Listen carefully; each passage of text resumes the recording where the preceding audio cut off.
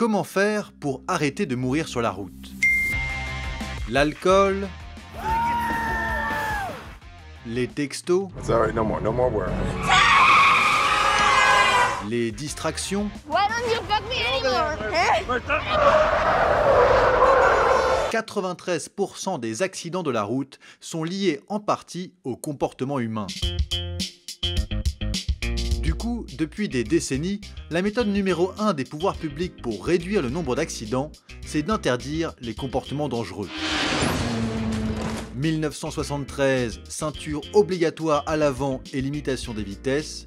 1983, mesures contre l'alcool au volant. 1990, limitation à 50 km/h en ville. 2002, lancement de l'implantation massive de radars. Et tout ça a l'air de marcher très bien. Entre 1972 et 2016, le nombre de morts sur les routes en France a été divisé par 5, passant de plus de 18 000 à moins de 3 500. Cette baisse est d'autant plus spectaculaire que depuis les années 50, le nombre de kilomètres parcourus par les Français en voiture a été multiplié par 10. Ainsi, si on rapporte le nombre de morts au nombre de kilomètres parcourus, les routes françaises sont 10 fois plus sûres aujourd'hui qu'il y a 40 ans. Alors, que faire? Eh bien, il y a en gros 3 pistes. D'abord, améliorer la qualité des routes. Parmi ceux qui donnent le meilleur exemple en matière de sécurité routière, il y a en effet la Suède et les Pays-Bas.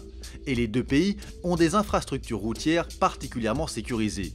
Plus de zones piétonnes, beaucoup de routes dites 2+1 pour faciliter les dépassements, des protections pour les pistes cyclables, etc.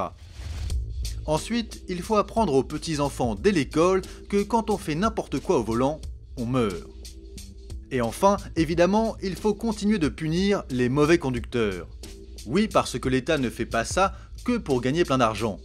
En vérité, les contraventions lui rapportent seulement 1,7 milliard d'euros par an, tandis que la mort sur la route coûte au moins 30 milliards.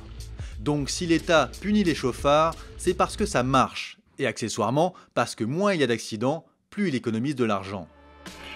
À toutes ces mesures politiques s'ajoute bien entendu la nécessité de poursuivre le progrès technique en matière de sécurité.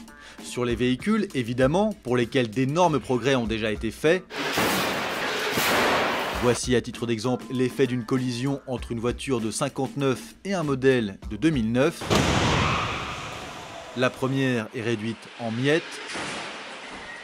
l'autre un peu moins. Et puis, il y a l'amélioration des routes.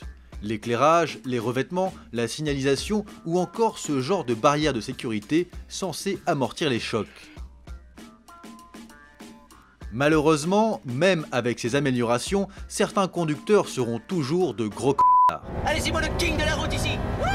Donc, si on veut régler complètement le problème des morts sur la route, une seule solution, supprimer les conducteurs. Et c'est justement ce à quoi travaillent en ce moment Google, Tesla, PSA, Changan ou encore Volvo.